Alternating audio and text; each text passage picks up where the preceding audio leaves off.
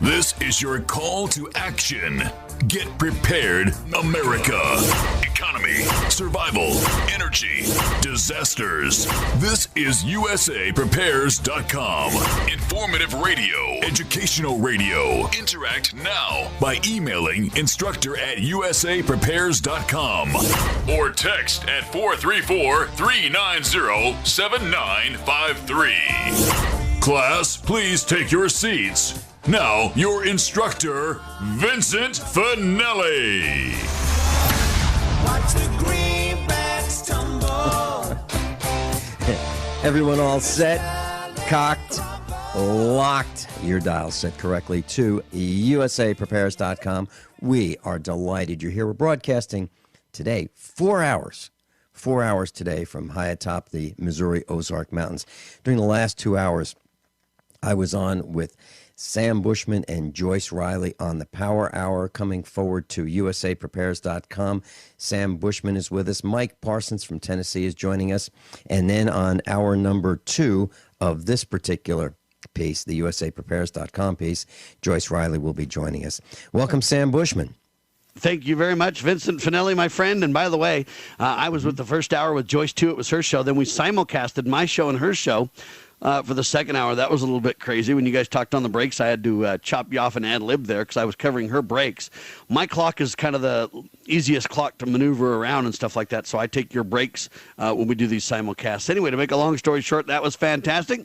Now this hour, Liberty Roundtable Live simulcasts with USA Prepares. Mm-hmm. And joining us from Tennessee, Mike Parsons, USAPrepares.com instructor, farmer, Nemenhah. Welcome, Mike Parsons. Good morning, Vincent, and good morning, Sam. Thank you, sir. Welcome. It's great to have you here, and I'd like to share with our class what we're doing. Class, Joyce Riley is a broadcaster on Genesis Communications Network.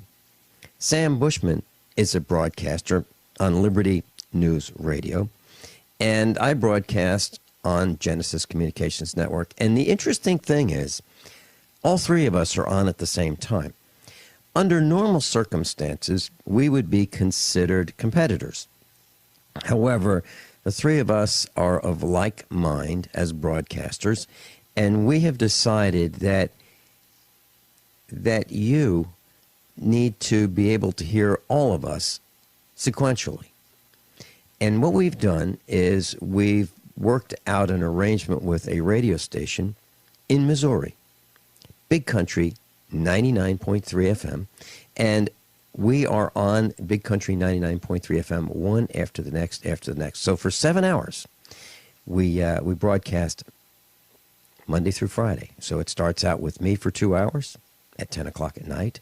Then Sam Bushman joins for 2 hours from midnight to 2, and then Joyce Riley picks up the controls at 2 o'clock and goes till 5 o'clock in the morning. And what's really interesting about this is that we do not meet and say, okay, who's going to discuss what? Each one of us independently figures out what we want to do, what we think is important, what we want to talk about. But the most amazing thing is we are all on the same page. And that's why we're doing this broadcast today, all of us, so that we can share with you our thoughts, who we are, and introduce ourselves a little bit farther and further into our perspective.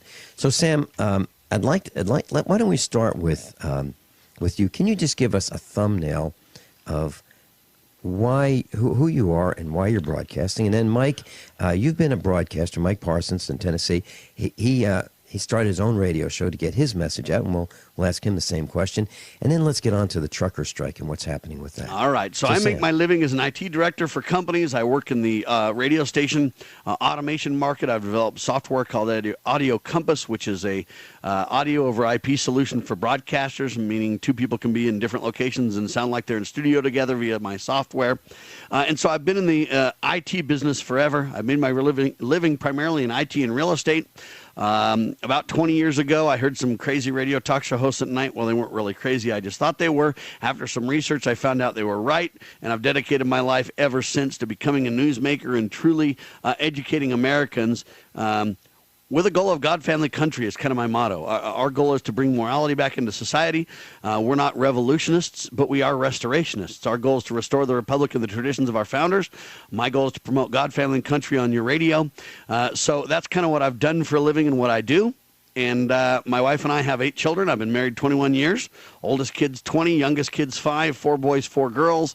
And I've got them in all aspects of life, from married right on down to, thank heavens they're out of diapers, kind of an idea. And so I'm a family man. My family, my children, and my wife are my treasures. And so, you know what? I live what I preach, if you will, to the best of my ability. Am I perfect at it? Far from. But you know what? We wake up every day with our boots on the ground and try hard, sir. And you hail from Utah. I live in the beautiful Beehive Olympic state of Utah. Yes, sir. Yeah. And so here we have broadcasters from different parts of the country, and we have all come to the same place. None of us is happy with what is happening to us by a small community in Washington, D.C. Mike Parsons from Tennessee, please share with us who you are, a little bit about your background. You started a radio station, and you're trying to get the word out also. Well, I did. I've been a listener of radio, talk radio, for a long, long time, and back about 30 years ago, I was made aware of how corrupt the government was, and through the years following that, tried to engage the system in various capacities, and virtually the system is a closed shop. It's by invitation only.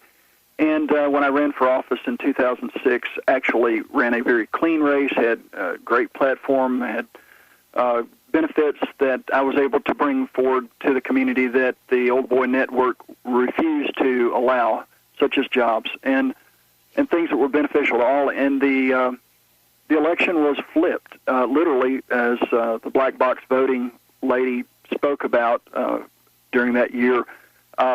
Many elections were stolen virtually by the click of a few keystrokes, mine included. And so I challenged it in court, only to find out that the court also was corrupted. I went to the news media, went to the FBI. I had the evidence. I had the hard, cold facts that theft had occurred in this election, and it was fraud, and it was rampant.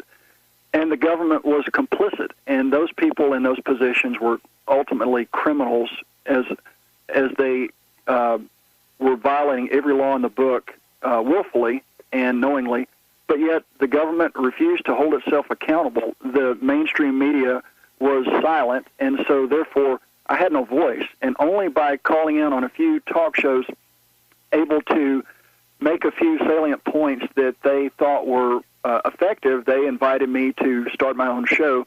And so I created a ministry called The Voice of Truth with Mike Parsons. Christ Jesus is the voice of truth. I'm Mike Parsons. But in couching it in such a way, it was a ministry cloaked in a secular format where I could discuss the issues of the day, as Joyce does, parse out the news in the first hour and break down other issues, and slowly bring awareness to the people, and not only my own plight, but also the plight of many other people who've been railroaded within this corrupt system. And did that for 2.5 years before ultimately I was railroaded into the Henning Hotel for 2.5 years. Why don't you share with us a little bit about that hotel experience, Mike? I'm sorry, could you repeat that? Yes. Can you share with us a little bit about that hotel experience? In a nutshell, extortion is the rule of law. They do not know anything but extortion. The inmates, whether a person is innocent or guilty, is irrelevant. They're all treated the same. They're all treated terribly. They are extorted. If an inmate is a good-looking inmate, and in a male institution like that, there are a lot of female guards, and they will leverage them into doing favors for them, giving them pleasures that they obviously have difficulty getting away from work, or they will write the person up and accuse them of something that didn't happen, and that will prevent that person from getting out of prison. There are people that have parole denied, such as myself. Now, I was not approached by any guards for any special favors like that, but I had written a letter to all the local news media in the city of Memphis and surrounding area and national news, basically exposing how I was railroaded, and they opened my mail, and they confronted me about it, and then accused me of, quote, thinking of circumventing policy. Now, there's no such policy as thinking of anything and being charged with a abuse of policy, but yet that's what they charged me with. And even though the parole board had approved that I be immediately released because the parole board didn't believe that I should be there, after being in there 10 months, I was told, well, stick around for another year. And then I was falsely accused again and again. So what should have only been 10 months worked out to be 2.5 years. And so I'm still fighting that system. It's total corruption. And folks, if you've got family member or anybody that you know that's in prison, realize the system extorts people every day into pleading guilty to things they didn't do. I never pled guilty because I didn't do anything wrong, and yet they have kept juries, people that are the old boy networks, family and friends of police officers and elected officials, and they sit on these juries routinely convicting people because that's their job and they get paid to do this. The whole system is a fraud. They ignore their own rules, codes, statutes, and regulations. And you're denied due process right and left. And most people don't realize the system. They think they understand it by watching TV. But unless you go and actually sit in one of these court hearings and see how they are masters of manipulation, as one attorney said, the judge in my case was a master at crafting the record. In other words, he would literally go in and pull out evidence, throw it literally in the trash can, and tell the court reporter to delete this or change this word or that word. And because I recorded everything, I had the luxury of going back when I got home and listening to the recording and reading the transcript. Now I would find various parts of it that were not there. The transcripts were altered. This is a crime. But who's going to hold them accountable? No one, unless we do. Now, in the program earlier, and I appreciate you letting me on today, Vincent, I kind of feel like a flight engineer on board a 727 where you're the captain, Sam is the co-pilot, and I'm kind of in the back seat as a flight engineer looking over your shoulders and observing and trying to aid where possible. But in the previous show where you and Sam were on with Joyce Riley, you discussed a lot of things, and one of the things was the topic of the truckers in Washington trying to bring awareness to the problems in our country. And whether or not theirs is an effective solution, I don't know. But the fact is that... Mike, hold that thought. Hold that thought. Sam Bushman, Mike Parsons, Vince Finelli, USAPrepares.com. We'll be right back, and we're going to talk about the trucker strike.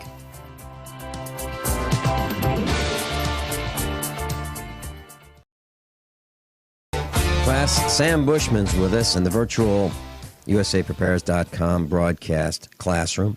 Mike Parsons joining us by telephone.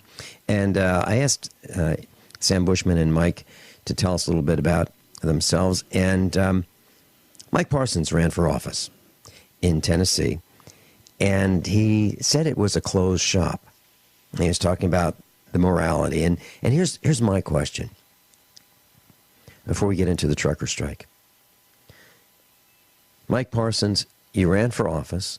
The television media reported that you won. Ultimately, through all kinds of events that happened subsequently, you were set up, you were put in prison, and here's the question. Is it possible for us to have honest people elected to office in our communities? Is it possible to do that anymore? Or is it so closed that in your case, even though you won, they were so afraid of what you would do that you were put in jail? Is it possible for us to get honest representation today? Let Mike respond first, and I'll respond second, Vincent. Yeah, yes, please do. What most people I've spoken to that will speak to me that are in bed with the system but don't like it, and they're there only because of extortion, they say that you're either extorted or you're railroaded or you end up floating down the river.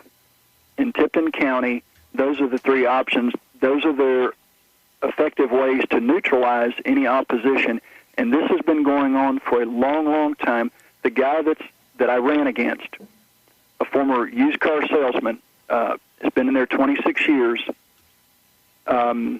brings nothing to the table of any substance, has not done anything. He was not an effective administrator. That's why I ran. I won't say his name, but the fact is that there was a reason I ran. There was so much blatant corruption and theft. The comptroller of the state of Tennessee, for 20 years that he's been office, cited his office for theft, but yet no prosecution, no accountability. And that's where I stood, because I can't see people being abused in the community where I live and standing back and doing nothing. Now, you know, you make your decisions through life. I was a crossing guard when I was in the 5th grade at elementary school. I was in the Boy Scouts. I learned to take responsibility at an early age where I could and when I could and try to help out. I try to be responsible for my family, and I resigned from Federal Express management to be able to stay home and stay and raise my son and do the homeschooling thing, give him all of the things that he needed to be successful, and he is. It paid off in dividends. Now, I've moved to a community where I thought I would be safe, my animals would be safe, but yet we come under attack. Those around me that are not part of the old boy system are under attack. Someone has to stand, and at that time, that someone was me. And so I did the right thing, looked at, all across the board, doing an audit of every county office that I would have in my purview to do that. And with the help of the comptroller of the state and a outside position and authority to prosecute, we could have cleaned house and made this a better place and safer place for everyone to live. But they couldn't stand for that to be done. All right, and Vincent, I'm going to agree with Mike completely, but I would also submit to you that, again, I said, and a lot of people always say, well, Sam, you complain about some of the things people are trying to do, like this trucker strike, which we'll get into in a minute. And by the way, I got some updates on that for you that's very interesting. Nevertheless, I submit to you there are solutions, and a lot of times we look in the wrong places for solutions. And what I'm submitting to you is, you know what, the political realm in which we have to deal with on a daily basis that's full of corruption is no different than government, no different than business, no different than every other aspect of our society that's corrupt as all get out. Society merely mirrors the people, and we are a corrupt people. Everyone's on the take. Everyone wants what they want now. No one wants to delay gratification or live moral lives. They expect to live in a very selfish manner. Okay, these things mirror individuals and families, and society is no stronger than the individual or the family. So the reason I say that is when you say, can we elect good, honest people? If good, moral people choose to live good, moral lives and are self-governing and decide to run for office, and good people uphold them, then the answer is yes. On the other hand, if you say, can a good person in a sea of immorality do well and get elected? Not a chance. So it's a societal discussion, not a can we elect good people discussion. It's a morality discussion, Vince. There you go. No disagreement from me. Sam Bushman, Mike Parsons, Vincent Finelli, USAPrepares.com. Sam's got an update on the trucker strike. How well is it working? Is it working? We're going to find out when we come back in just a couple minutes.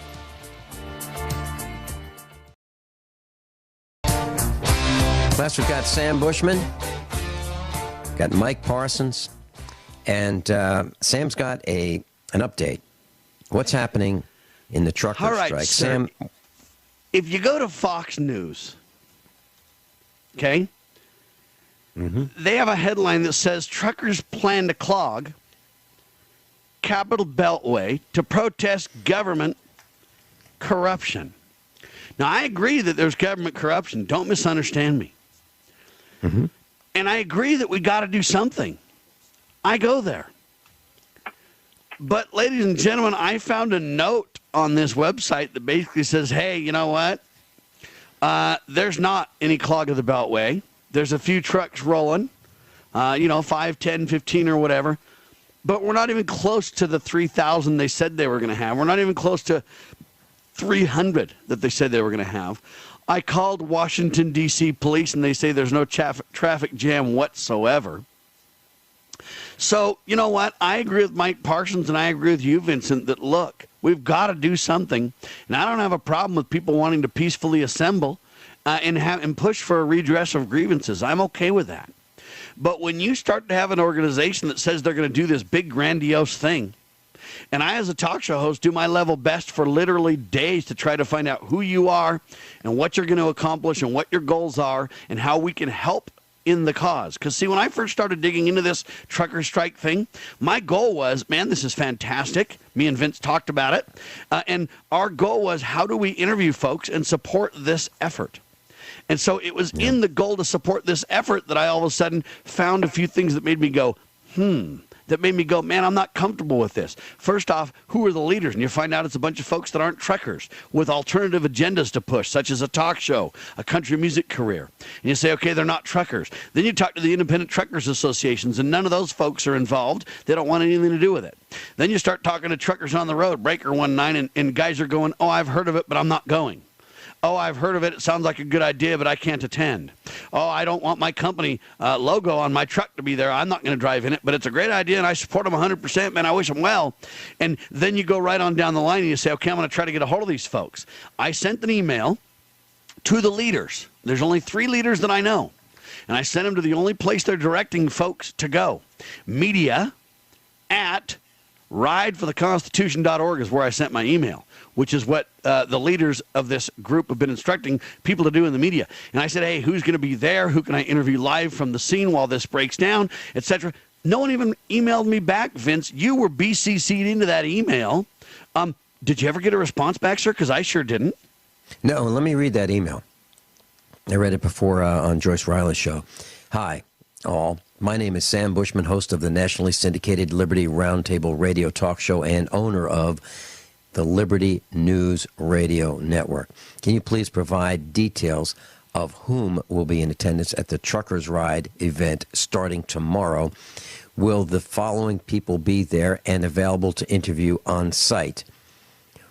Earl Conlon, Zeta Andrews, and Peter Santilli. Any other organizers? Thanks so much in advance for the info. Thanks, Sam Bushman, with your phone number. Yes, I was copied. I received no calls. I have not been able to find anybody who will talk to me about it. I don't know anybody who is participating. However, I really like the idea of the show of strength. Could it be materialized? The show of strength that says, look, we've had it. We don't like what the government's up to. It's just that this wasn't organized very well. And as so many grassroots events are poorly organized, this is just one more. And my response to that is, that's okay with me. If you have a genuine attempt, you're just not that organized. My problem with it is there are conflicting statements of what they're even trying to accomplish. Okay? So one guy, Earl Conlon, says, hey, we're going to go in there and we're going to arrest folks, congressmen and senators, and we're going to arrest Barack Hussein. If the cops don't do their duty, we're going to do it. We're going to stop traffic. We're basically going to just shut down D.C. until we get our answers. Our goal is to shut down America. Okay, I don't support that. I don't support just a bunch of citizen vigilante groups getting together and running in and trying to commit citizens' arrests on folks. Like that. I don't think that's the answer. All that's going to do is get folks have their trucks impounded. It's kind of like the guy that runs around and says, hey, man, don't pay your taxes. I got the best way to help you avoid the IRS. It's a great idea, but it seems like the guy that tells everybody to do that makes a lot of money, and the guy that does it ends up in jail and loses all of his possessions. I don't think it's a good idea. So I'm not against the idea of peaceful assembly, and I'm not against the idea of a redress of grievances. But what you can't have is people okay, we're going to march on Washington with our guns, okay, kind of stuff where I don't believe it's helpful. In fact, it basically, in my opinion, puts a black eye on our movement of a bunch of crazy, whacked-out renegades with no purpose. So I then say, well, fine, I'm for this event. Let's just say that for a second. Do you understand who they are, what they're trying to do, and how you can participate even, Vince? No, it's very, very difficult. Okay, that's my problem, though. There's no phone numbers. You can't be for that, can you? No, I can't. Because you don't know what you're even for. I'm for the concept of getting the message to Washington, D.C. that we've had it.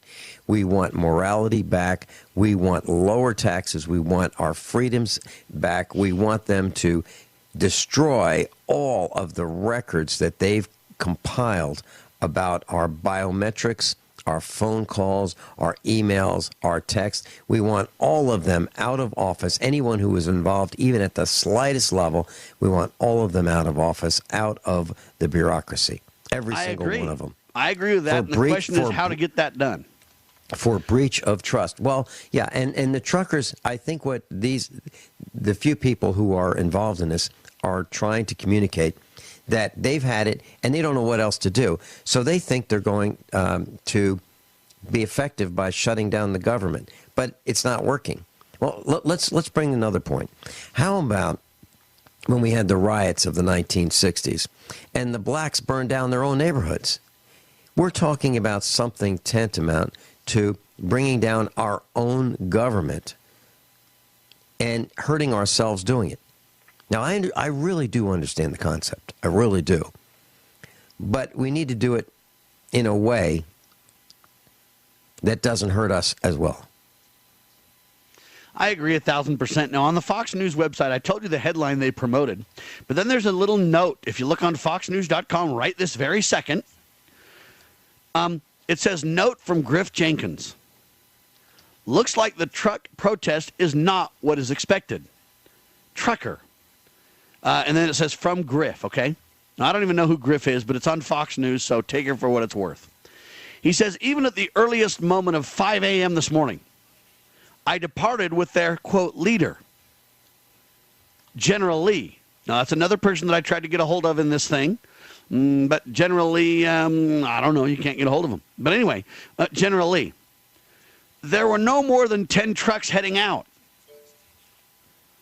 driving up 495 now, and I'm seeing no traffic, no convoy trucks.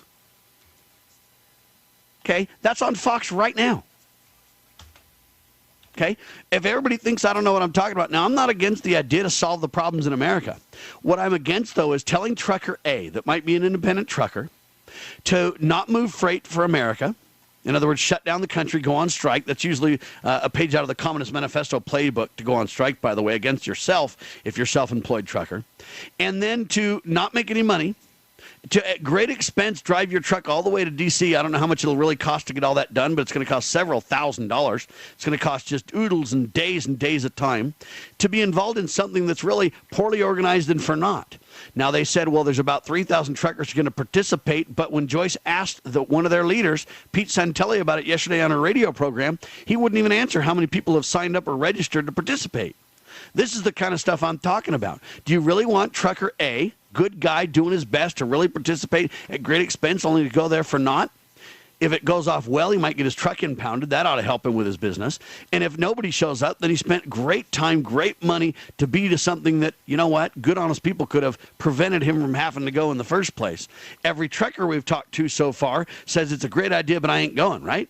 So what I'm saying is I don't want people to get hurt in this. Vince? And I don't either. And the image that I found, Sam, about 20 minutes ago, was a post on Facebook. It was the 4 lanes of 495, the Beltway. 4 semis, just 4, were traveling abreast, and there were a whole bunch of cars behind them. Cars behind them. Not trucks, cars. It looked like 4 truckers were holding up a bunch of traffic, just 4 of them. So they had plenty of room in front of them. They were obviously going slowly by this photo. But there weren't thousands of trucks. There were 4. There weren't even 100 trucks, sir. That's the point. The point I'm trying to make is we heard numbers like there's 150,000 likes on Facebook for this. Okay, likes didn't turn into trucks arriving so far. Now, maybe this afternoon we'll have more. Maybe tomorrow we'll have more because that's, Saturday. And maybe we'll have more on Sunday. But it doesn't look like it's amassing to be what it was touted to be. And it's unfortunate because and the message... if somebody could even give me a one-page slick, Vince, to tell me who they are, what they want to do, what their goals are, then I might give them a little bit of credence for doing their best. But I don't even see a one-page flyer about what I in the media, if I want to help them, can't even pull up a one-page bullet point of who they are and what they're going to do and how they're going to peacefully do something that I could say, you know what, I like that, I support that, even though there's not enough people, it was a great idea. You know what, maybe we can do it again and have more support, more organization. I don't even have anything I can go for that. I don't even know what they're trying to accomplish. Do Mike, you? your thoughts? Well, no, of course I don't. I'm all for having 50,000 people walk into the state or the U.S. Capitol and the president's office and declare in a loud voice, "You're fired. Please exit the building," and then walk past the guards and escort these thugs to the curb, peacefully, unarmed, but in massive numbers. The reality is that if you engage them in commerce, and these truckers are in commerce, if they do what they're proposing to do, which is slow up traffic and such, they can be stopped and they can be ticketed, and that's all legal. People that are not engaged in commerce can exercise their right to travel freely on these highways, and it's all, legal, and they really can't be... Mike, hold that thought. Hold that thought. Mike Parsons, Sam Bushman, Vin Finelli. We'll be right back. Class, I've got a short announcement, actually two short announcements. Mother Earth News has a fair in Lawrence, Kansas this weekend, October 12 and 13. So that is tomorrow and Sunday. So tomorrow, Saturday and Sunday, Lawrence, Kansas, October 12th and 13th.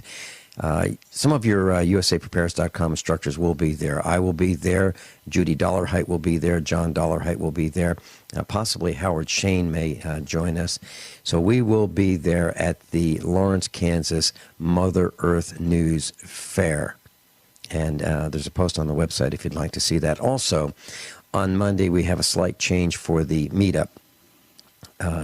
Dr. Judy Wood was planning to be in person to the event, the meetup event, and do a book signing. She will be doing it via... What's happened is she was planning to do another event in Colorado, stop back with us in Missouri, and stay with us for a day or two, and do a presentation at the meetup. And I asked her not to spend the money because the event was canceled in Colorado, and I didn't want her to drive out to Missouri from the Carolinas out to Missouri and back just for that one meetup. So she wanted to do it. I asked her to do it via Skype. So what we've decided to do instead is have a large meetup, and with maybe a couple hundred people, where we can spend hours with her, maybe 3 hours, rather than just a 1.5 hour meetup. So that's Monday. We will have the Monday meetup. Dr. Judy Wood will be there. Where Did the Towers Go? It will be a video teleseminar live via Skype, and I did part of it with her last night. It's unbelievable, so I'd like to invite you to be there. Sam Bushman's with us, Mike Parsons. And by the way, just so everybody in Mike, Utah knows, or different places, that is at Ziggy's in in Missouri, right? Oh, yeah. Sorry about that. Sam Bushman, Liberty News Radio, and USAPrepares.com on GCN are doing a live simulcast. This is really, really interesting. 3 broadcasters, Mike Parsons with us, Sam Bushman, and I. And next hour, Joyce Riley is going to join us. So this is kind of groundbreaking. 3 broadcasters trying to get the word out together that we stand in solidarity, and if one of us is taken out, the others are coming to the rescue. No kidding. So, Mike Parsons, you were talking about the visiting the White House. Well, the fact is in most states' constitution, they acknowledge in the very first article that the power's with the people. It is inherent in all free governments that their powers are founded by the authority of the people and instituted for the people's peace, safety, and happiness. For that advancement and to those ends, the people have at all times an unalienable and indefensible right to alter, reform, or abolish the government in such a manner as they, the people, may think proper. We just have to decide on what we think is proper and execute. Because obviously our government has been hijacked, it's been taken over, and it is rogue. And the only thing that we have to do now is decide on how to alter or abolish it.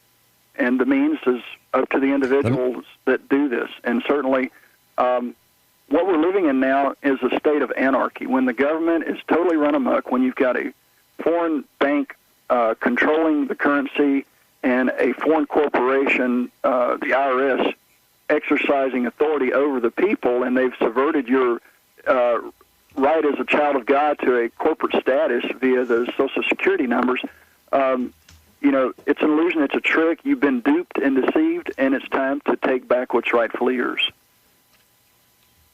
Yeah, Mike, I'd like to clarify for anyone who might not have fully understood what you said. You used the word execute. Now, you did not mean execute any individuals. What you meant was have a plan and execute the plan. Is that correct? Correct. Take action. Execution, take action. Yeah. Such as a court would have an execution order for a sheriff to go out and seize your property.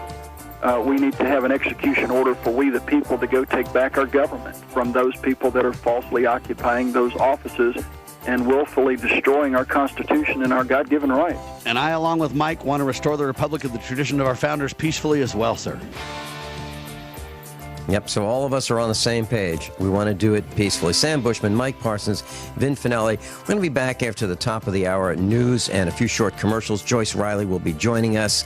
Please don't touch that dial, because we're going to talk about who we are, why we say what we say, and we're going to share with you our point of reference. USAPrepares.com. We'll be right back. This is your call to action. Get prepared, America. Economy, survival, energy, disasters. This is USAPrepares.com. Informative radio, educational radio. Interact now by emailing instructor@USAPrepares.com or text at 434-390-7953. Class, please take your seats. Now, your instructor, Vincent Finelli. Watch the greenbacks tumble. Everyone all set? Cocked? Locked? Your dial set correctly. This is hour number 2. You are connected to USAPrepares.com. With us this hour, Joyce Riley joins us. Joyce Riley, welcome. Thank you so much. I feel like I missed out on my buds in the last hour. I really hated that. I was lonesome. We held a spot for you. Joyce Riley's with us from thepowerhour.com. Sam Bushman's with us from Utah. Welcome, Sam. Thank you, sir. Delighted to be here. I just want to let everybody know, though, on the top of Salem Radio News, they didn't even mention a single thing about the trucker strike, and I kind of think of it was blocking the whole freeway, and congressmen and senators were getting drug out and citizens arrested and handcuffed. We might know about it. Now, FoxNews.com says it's not the event we thought it was. There was only 6 trucks leaving, and so I looked on Drudge, and they have old news on there. They don't have anything modern about it either. And so, to me, all I'm telling you is, unless everybody in the news doesn't realize it's going on. Now, I called the police department in Washington, D.C., and asked them if the freeway was absolutely clogged with truckers, and they said, what? What are you talking about? And I said, well, listen, I'm from the media, and they said, oh, that's not happening here. I don't know what you're talking about, sir. So, you know what? Everybody knows it's going on but Sam Bushman, I guess. Wow. I am sorry. Just saying. I'm sorry to hear this. I am sickened. I really am. I want to see something happen. Then what you got to do is you got to find 1 million Americans to put $1 a day into something that is transparent, and we need to have $1 million a day, and I bet you we'll get the media attention with that. Oh, I think you're right. We would have $365 million a year, ladies and gentlemen, to make sure that our voice is heard. I bet we could organize, too. Do you think we could, Joyce? I think we could. You're talking $365 a year for somebody to pony up. Now, is this realistic for people to be able to do you think? More realistic than each trucker on an independent scale going to spend several days and $10,000 to get their truck to D.C. to shut down traffic and get their truck impounded, yes. Good point. Sam, tell us how. Tell us how. Number one, we create businesses that join the Give Me Liberty Fund. GiveMeLibertyFund.com. And I'm not just trying to promote my own solution. You can look at the members of the board. This is Larry Pratt, Gunners of America. It's Chuck Baldwin. It's Jim Clymer, who's one of the leaders of the Constitution Party. There's a variety of us in this movement here. It's called Give Me Liberty Fund. GiveMeLibertyFund.com. You can see the board members. We basically want to collect less than $1 a day. So $30 a month, it's really $360 a year. Less than $1 a day for liberty. Now, the Founding Fathers gave their fame and fortune and sacred honor. We don't even want that. We just want less than $1 a day. We're not even talking about what a mocha costs or a coffee costs or whatever. Way less than that. And what we're saying is we'll put together a plan. We'll be transparent with the money you give us. We'll fund constitutional and liberty-based projects, and we'll be transparent and show you where we spend the money. What we're going to do in exchange is we're going to let businesses be part of the Give Me Liberty Fund for free, and then we'll advertise and promote them to our members. The members will get discounts on products and services from the participating businesses, creating a win-win-win situation. I'm submitting once we get this up and rolling, you'll get more money back than you spend, Joyce. Okay. I think the potential of what could be done with that is staggering. The potential is staggering. Now, we have to do something. We cannot continue to do what we have been doing in the past because guess what? It's not working. It's brought us to where we are today, and that is right in the middle of the problem. I agree 1,000%. Now, really quick on this truckers thing, the last point that I want to make is, Joyce, I agree with you 1,000%. If we could literally get organizations like the bikers, like the truckers, like the a bunch of different groups together to peacefully assemble in the nation's capital with a list or a series of demands, of expectations, we could peacefully bring all kinds of people together. And if you had tried, tested leaders that were there, such as Oath Keepers, such as Sheriff Mack and the Constitutional Peace Officers Association, such as the American Family Association, or whoever else. I mean, there's dozens of patriot groups that you could get together. And if you really put all those people together and you said, Sam, here's a one-page briefing on what we're doing. Here are the people who are involved. You know what? We want you as the media to come. We want you to cover the event. I would be all for that kind of solidarity, that kind of a solution, that kind of a peacefully assemble, push for a redress of grievance plan. What I'm not for is a faceless, nameless, confusing thing that's going to get nobody any further along in terms of liberty and get everybody in trouble. I'm not for that plan. If you want to go to Washington, D.C. with your gun loaded and cocked and locked and ready to go, I'm not with you. On the other hand, if you want to truly go and show that we've got, 50 talk show hosts that are part of this, we're all going to go and talk about it live at the nation's capital.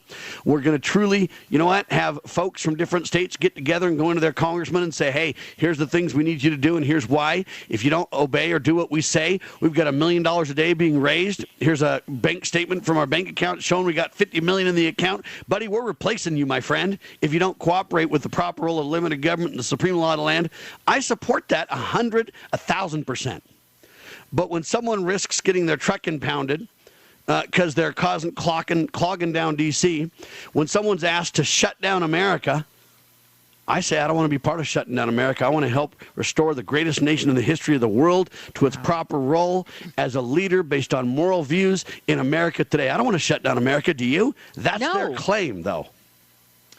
No, I do want to find out what we can do. What if we were to do a program one day and literally have people like, and just a solution program, having Dr. Stan Monteith join us, asking Alex to join us. What is the solution? Coming Absolutely. up with something and find out what direction we can go to. Or are we going to be showing our cards to all the bad guys out there who want to know what our next step is? I don't care. We're not afraid of our solutions and the steps to restore the republic peacefully. They can know what our agenda is. If we have the greater numbers of the American people, they simply cannot stop us. I think there's two events that I've been part of that I really believe are some of the greatest solutions, and that's why I'm delighted to be part of them. One of them is the Constitutional Sheriffs and Peace Officers Association event that took place in St. Charles, Missouri. You were there, Joyce, Vince, you were there. We broadcasted live from there. We literally had dozens of elected officials standing up telling how they're supporting the proper role of limited government, how they're keeping their oaths of office. It was something to behold. You know what? You had people of all different religions, all different races standing up together saying, hey, we care about America and we're going to work together. They're not going to divide us anymore. And we're not talking about wannabe dreamers. We're talking about elected people doing this. That was a tremendous event. The next event, last time we were all three together, was at the USA Prepares Yes. Expo. And I'm just telling you, that's a preparedness expo. It's people getting together for solutions. And man, when I was there was hundreds of people there. You got more people at that event than you're ever going to get trucks to this event. And it was a solutions-oriented event that I'm delighted to be part of. Vince, when's the next one, sir? Well, we're looking at April next year, and we have not picked the exact date. But I'd like to share that there are 4 of us on this broadcast. Mike Parsons from Tennessee is with us. And Mike was at the Get Prepared Expo as well. And Mike is a USAPrepares.com instructor. He's the Menha. He's a farmer. And welcome, Mike. Where'd Mike go? Oh, okay. I guess, okay. I guess we lost Mike. All right, anyway. I think he fired up his diesel and he's heading to D.C., buddy. Listen here, Bushman. Well, just like everybody else that says they think it's great, but they're not going to be part of it, right? That's the problem in America. Well, wait, hold it. I've got some breaking news, and then I'll tell you about the expo. Okay. During the top of the hour break, one of our instructors called up and said he was on Interstate 44 heading east, and he saw an F-150 pickup truck. It said Washington, D.C. or bust. Veterans, truckers, and bikers, War Memorial Cleanup Crew. And whoa, that was just a few minutes ago. Let me stop you there for a second. Yeah. That's the mixing of these legitimate events that are happening. Glenn Beck's in charge of the Let's Clean Up the Monuments in D.C. crew. I got an email on that from Glenn Beck and those guys. That legitimate, peaceful solution is real and happening. What I don't like, though, is these fake wannabe trucker guys leading this event pretend they're part of that, and they're not. We don't have any proof that these people are all working together, sir. They should be, and if they were, I'd be more aboard for that solution. But I bet you if you were to call Glenn Beck up, though, and say, hey, are you working with General Lee on this Shut Down America plan? I bet he'd tell you no. Yeah. Yeah. Well, you sure got to burr up your saddle today, didn't you, on this, Bushman? Yes, wow. I did, and I'll tell you why. Because I believe it's going to intentionally put the Patriot movement in an intentional bad light. And I want no part of it. And the more we distance ourselves from it, the more credible we appear. I just wish we could put together enough money to send him to an assertiveness training course. That's all a right. good plan. There was I need that. Yeah. There was a man in his personal vehicle, an SUV. He was traveling along, and there was a bike accident, and a bunch of bikers behind him pummeled this guy, put him in the hospital. And one of the guys involved in pummeling the operator of this personal SUV was a cop, a New York City cop, and he infiltrated the Occupy Wall Street movement. He infiltrated this group of bikers, and he is a guy playing both sides. And what happened was he was found out to be someone who was trying to incite violence. So here we have a legitimate group of protesters, and then from the cop side, from the other side, one of them was infiltrating the peaceful demonstrators and trying to get them to incite violence. So, you know, we have to be very careful who we work with, because that could be happening right now. And it could give all of us a bad name just by one guy, one provocateur from the other side coming to our side and inciting violence. I think somebody ought to create the Twerkers for the Constitution website. You know, oh, man. That's what we need. Come on. Twerkers are your thing. Twerkers and this trucker strike, you are really stuck on it, aren't you? Yeah, it could be twerkers and tweakers are all working together. But think about, Joyce, think about what he just said. Do you know how much money could be raised? Well, I'm not literally Sam suggesting we're doing it. I'm just saying I'm on to start it. All right. Well, I'll get a hold of Miley and see what she says. I want to see you twerk. I want to see We'll be right Sam back. twerk. We'll be back. Oh, I'm sorry, not my show. This is We'll be right USA back. Prepares.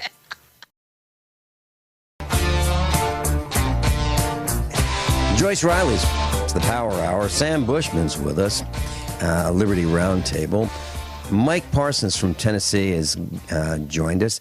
And Sam, you were talking about Miley I'm just Cyrus. saying truckers are twerking. Well, wait a minute. But Miley Cyrus has gyrated millions of dollars in free advertising. Oh, yeah, buddy. I meant generated. She sure's done both. She did. She gyrated millions of dollars in free advertising. Now, had the truckers enticed her to be part of their operation, it might have been massive. Yeah, she could create a new Don't tune you called think? "Twerking for Truckers." Just saying. I don't think there's enough welcome money back, in the Mike world. No, Never mind. yeah. Welcome move back, on. Mike Parsons. Thanks, Vincent. I dropped off there. I thought that there was a need for another line for Joyce to come on, but I didn't realize you guys have got everything under control and additional phone lines are not a problem. We're Wow, actually you are organized. so thoughtful. That's Mike Parsons. And we have with us Keith from Missouri. Keith, you've got a solution to the situation in Washington, D.C.? We'd love to hear it. Theory. Good morning, Truth Seekers. The concept is called civil RICO. It's part of a Title 42 action, and apparently, as a civil action, it does not need the go-ahead or the approval of Justice Department, as a criminal RICO would need. And in the case that Joyce had talked about a week ago with the Florida homeschool family who's being attacked by the Florida Attorney General, the counterclaim would be against the Attorney General for trying to deprive them of rights under color of law by enforcing regulations that really don't exist. They're being threatened with upwards of 10 years in prison for not having proper attendance records and for putting their own records together. Well, they're the parents of the kids. They're the only ones there to put together the attendance record. Someone's saying that's not good enough. The civil RICO says your behavior as a civil servant is not good enough, and go after them for massive fines. And as a RICO action, if the other side is convicted of racketeering, somebody would lose their law license. I think you're exactly right. I think that's one of the solutions for America. And by the way, Tim Baldwin and Jim Clymer, both constitutional attorneys, and Matt Shea, a third constitutional attorney. They're all three very well-known, time-tested patriots. They're on the Give Me Liberty Fund board.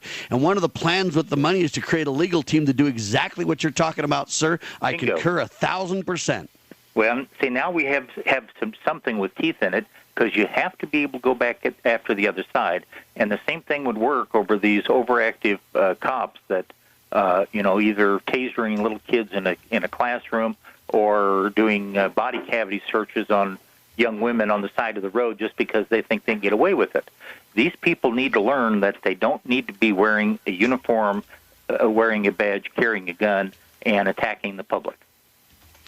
He's absolutely on target, ladies and gentlemen. That's what I'm talking about. We have plenty of solutions. We just need money and organization to make it happen.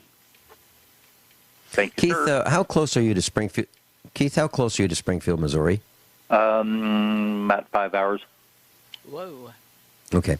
I was going to suggest that we meet Monday at Ziggy's, Sunshine and Glenstone, for a meetup where Dr. Judy Wood is going to be presenting a live teleseminar about where did the towers go. But if you're in the area, we'd love to see you Monday nights. Well, other end of the Ziggy's, state, but that's a Sunshine and good place Glenstone. anytime that folks are down there. And a meetup group is a great way to get things done. Mm-hmm. And we encourage meetup groups all over the country. Joyce Riley, Keith, did you have something else you wanted to add? No, just to thank her for her guests, and this is a new show for me to listen to, but we do need to work together, and putting together a group that has some financial background and the ability to do a fairly good-sized class action with some seasoned attorneys, this would be tremendous. We don't have to do this all on our own. The other thing I would suggest is also get a hold of Alfred Adesk and stick him in with the group, because he has some good background information as well. Good point. Good point on Alfred Addis. Good point. Thank you all. Keith, thanks so much for being with us. Thank you. We've got Joyce Riley, the Power Hour, Sam Bushman, Liberty Roundtable, Mike Parsons from Tennessee. I'm Vin Finelli. We're explaining who we are. We're talking about the trucker strike, and I've got some thoughts. Sam, you asked me about the expo. We'll talk a little bit about that when we come back.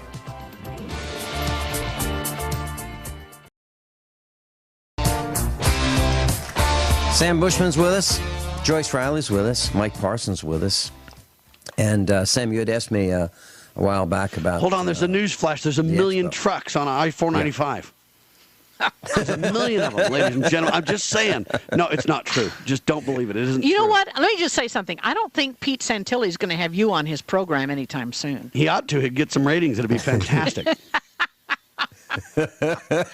Oh my gosh! All right, go ahead. This is really, about Vince's show. By the way, I invited Pete Santilli on the radio with me, and he won't go, though. And he's still welcome, by the way. And I will be polite to him, even if I disagree with him. I'll give him a chance to say what he wants to say. I will ask him a few hard questions, to be fair. For example, did he show up at the event he was the leader of? If he's not the leader, why is his name on the domain? Kind of thing. I'll ask a few hard questions, but I will be polite, and I will give him a chance to articulate what he wants. And I hope he can put together something that's logical that I can say, you know what, I'm in. I just don't see that to be the case, but I hope that's the case. And the invitation remains open with a guarantee of a polite interview. Well, all I can say is I hope your wife doesn't bring up at dinner, hey, how did that trucker strike thing go? That's all I can say. Man. Vincent, alive. sir. Whoa. Well, Okay. Sam, you and I and some others met after the last expo, and we're talking about what's next. And I want to share this. I believe there are 3 types of preparedness expos in the country. There are local ones, community events, and maybe surrounding counties come. Less than 1,000 attendees. Great way to go.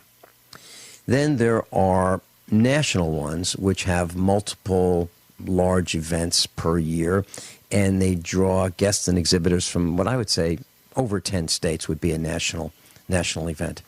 And then there are other events where the government gets involved, and that would be FEMA, the Community Emergency Response Team, Ready.gov, the Fire Corps, and the Citizens Corps. And Citizens Corps is involved. It's Homeland Security. So there are 3 types. There's the small local ones, and I think we should support them. I think there are national ones with that draw from more than 10 states, and I think we should support them. And then there are the government partnership types with FEMA and other government agencies, and I'll name them again: FEMA, Community Emergency Response Team, Ready.gov, the Fire Corps, and the Citizens Corps, which is Homeland Security. I personally am not interested in being involved with anyone who's involved with them, because they let us down over and over and over. So here's what we're going to do. Our expo, the next one, April 2014, I think we should do what we talked about privately. That is in-depth training. So this would be breakfast, lunch, and dinner, and seminars. Very few exhibits. Not a big exhibition. And the last time we had 83 seminars over a 2.25 day period. I think we should get away from that and have one seminar at a time, in depth. So we show up, we have breakfast with the seminar speakers. We have seminars, we take a break, we look at the few exhibits that we have, and then we have another seminar in depth, and then we have lunch with our seminar speakers and leaders, and then we have dinner. So we have breakfast, seminars, lunch, seminars, dinner with the entire team. And that would give us the opportunity to meet with the faculty of usaprepares.com. That would give us in-depth training rather than overview pictures of what we should think about. And we can then prepare for the future. So as I contrast this with some of the other events that are happening, I look at some types of training include living in the wilderness, sleeping on, gathering small twigs and leaves and putting them in a pile and being able to live in the wilderness. I don't think we're there. I think that our time is better spent looking at, we do have infrastructure, even without electricity. We still have homes. We still have hand tools. We still have business buildings. And we can survive without without electricity. Now, the government can't. The government cannot survive without electricity. Period. Very interesting point, isn't it? The government cannot survive without electricity. Wait a minute. Let me. Before you go any further, let me ask something. You talked about expos where FEMA comes to. Are you serious? I mean, who would want to be going to a FEMA-supported seminar in the first place? I mean, did you mean to say FEMA? Yeah, Obama's going to help you get prepared. Oh, well, my actually, gosh. I did. Well, here's what I'm saying. Let me just unfold what it takes to do an expo, and just in Federal Reserve accounting units. It takes about $50,000 to put on a large expo. There's television advertising, there's plane fares, there's travel, it goes on and on. There's food, there is those the pipe and drape that's used between the booths. None of that is free. None of it. And it doesn't come with the venue. And then there's the rental of the venue. Then there's the $2 million insurance policy. And then there's security. And then there are people that you pay. By the time you're done, an event's about $50,000. Wow. Add the radio advertising, the newspaper advertising, $50,000. Now, if you charge what we do as an expo promoter, we charge our exhibitors about $200 to be there. That doesn't, if you add it all up, it doesn't come even close to paying the bills. So what you have to do is you have to charge the guests something. Now imagine having an expo like the one we do and not charging the guests. Now we offer scholarships, of course. If people have a hardship and they can't afford the $8, we're delighted to let them and their entire family in. But imagine having an expo where none of the guests pay any of their, we'll call it, skin in the game, their fair share, whatever you want to call it. If you don't have the guests pay, then you can't even break even. So where does that money come from? That's my question. So if an expo does not charge the guests to come in, they can't even break even. They can't even come close to breaking even. So where does that money come from? Now, I suggest it comes from other sources. Well, let me say something. I remember when Dan Chittick, 10, 15 years ago, put on seminars that we all went to, expos. I don't know. Sam, did you ever go to any of Dan Chittick's seminars? I didn't know. Okay, they were amazing. That's where I met you. That's right. That's where I met you in Ohio. But, well, we didn't, or Indiana, we didn't have, and he had the same problem. It was so cost intensive. It was so financially strapping. He finally stopped doing them. He quit doing them finally because it was just too expensive. And that's why I've admired you doing it and have supported you because, anybody else that will do this, man, we need them because it brings people together. There is esprit de corps there. There are friends that meet there. There are probably, people that meet at an expo and get married for all I know. I mean, there are good things that happen at these expos. People get to sell things. They get to see what's out there. But if you go to a free expo, oh my gosh, somebody with big dollars is running that whole thing, is running that whole operation, and it's got to come from, the Fed dollars or the state dollars to do this because it costs so much for you to do this. I don't know how you do it. I would not want that nut to crack. Well, Joyce, here at our last meetup in Springfield, Missouri, which was last Monday, I asked the class, and there are about 110 people that show up on average every Monday, and I asked our meetup class, let's take a couple and let's name some of the largest companies in the United States. And so we went around the room, and it was Lockheed, DuPont, Boeing, Verizon, Cisco, Microsoft, and the list went on, very much like that, okay?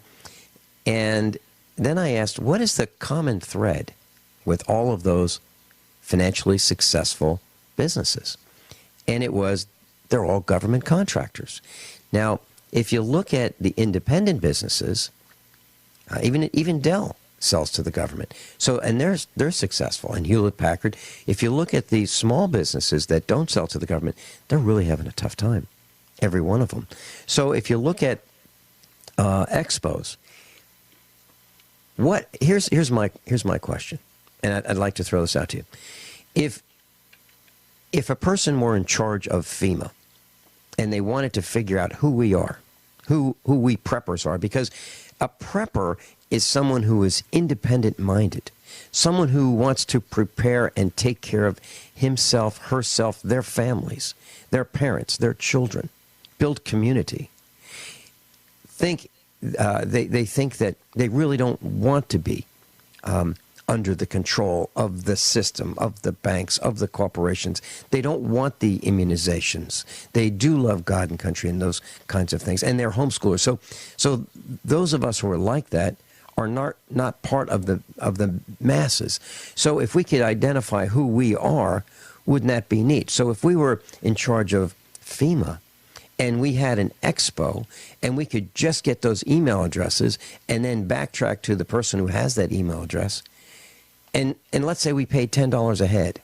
Now, this is all speculation or all conjecture or all hypothetical thinking. What a coup that would be, wouldn't it?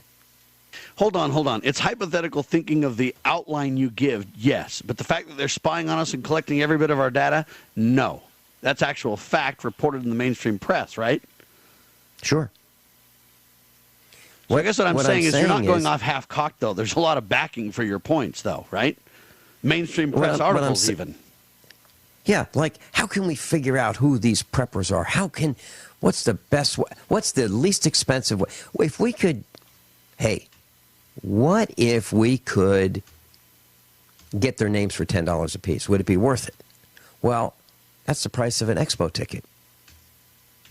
So if a organization wanted to collect email addresses, give out free tickets, and then sell them, what a racket. What a racket. Think about that. So my point is there's no such thing as a free lunch, and it's impossible to put on an expo that has non-biased information, that does not share your email addresses and who you are with anyone. Well, you don't take email addresses, do you? You don't track people, do you? No, I don't like email addresses. I really don't. Really don't. Good. So, Joyce, to kind of answer your question, I received a call on Wednesday from a new listener, a new member of our class. And I take all the calls. And I try to answer all messages promptly. And he asked me, he said, I want to be on your mailing list, and I want to, I want to be updated as to, what you're doing and where the expos and those kinds of things are. And I said, well, I don't have an email list for that. I don't keep one, and I want to maintain your privacy. Now, a long time ago, we gave out some free passes on the radio, and I sent them an email saying this is your pass. We destroyed all that, and I don't keep people's names, and it's to our own detriment, because in this social media age, it would be much better for us with the expo to keep track of who comes to the expos. But I said, just keep checking the website, and I did that you're interested, but I don't want to keep your name and address in a database, nor your email address. So that's kind of my feeling on that. But it's to our own detriment that we're doing it. And I'd like to thank someone who's very, very close to me. Sam, I know he's close to you. Joyce, the freeze-dry guy. This broadcast would not be possible without his help. He is joined with USAPrepares.com. He is a sponsor of the radio broadcast. I buy my freeze-dried food from the freeze-dried guy. And as a matter of fact, he was scheduled to be on the air with us today, and he yielded so the three of us could be together. Very interesting, isn't it, Sam? Joyce? Wow, that's amazing. Yes, indeed. We love the freeze-dry guy. He does a great job. By the way, WorldNet Daily just sent a press release saying truckers rolling into D.C. now, so time will tell. Really? Oh, yeah. Really? Yeah. That's not a joke. I'm okay, but how many truckers? Doesn't say. Well, They is just say it it's the on. ones that are rolling in there? Wonderful. Maybe we encourage them to get the word out. Maybe we are getting the word out. If they do it peacefully, then we've achieved our goal, right? Oh, now wait a minute. We're going to take credit for it. Now, after we have been talking it down all day, we're going to take credit for getting these guys. Oh, come on. Are you serious? Well, yeah, they say the big rigs are invading Washington right now. Good buddy. I'm thrilled. I find it refreshing. No, but Joyce, there are a lot of people who listen to us. And they comment. As a matter of fact, Joyce, I'll bet you that the number one broadcaster in the world, as he proclaims himself, I'll bet you that he picks up the phraseology that you use on the Power Hour. I think people listen to us. No question. And by the way, I'm not taking credit for it. I still think it's ill-advised, and I'll stick with what I'm saying for the reasons that I already articulated. I think we pretty well know your position. I think we got it down now. But, I think that's awesome information coming from WorldNet Daily. I'm hoping it's true. Somebody on my that emails me says that they are watching the DC cameras. There's a way you can watch the traffic on the DC cameras, and said that as of when they emailed me a while ago, there was nothing there on the cameras that they could see.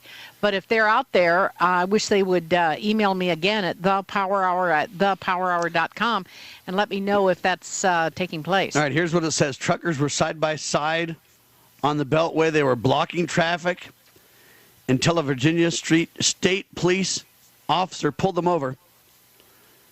And after talking with the driver, the trucks resumed their speed at about 40 miles per hour. And I guess they were going 15 in the beginning. And they call it a trucker convoy traveling on the Beltway. Now, Sam? tell me how you read that. Wait a minute. I'm going to know how Sam does that.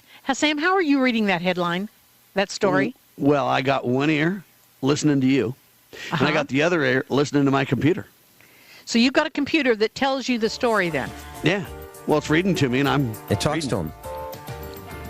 Awesome. Yeah. Incredible. And Sam, my question is, when they pulled over this trucker, that sounds like that image I saw. 4 trucks side by side. 4. Just 4.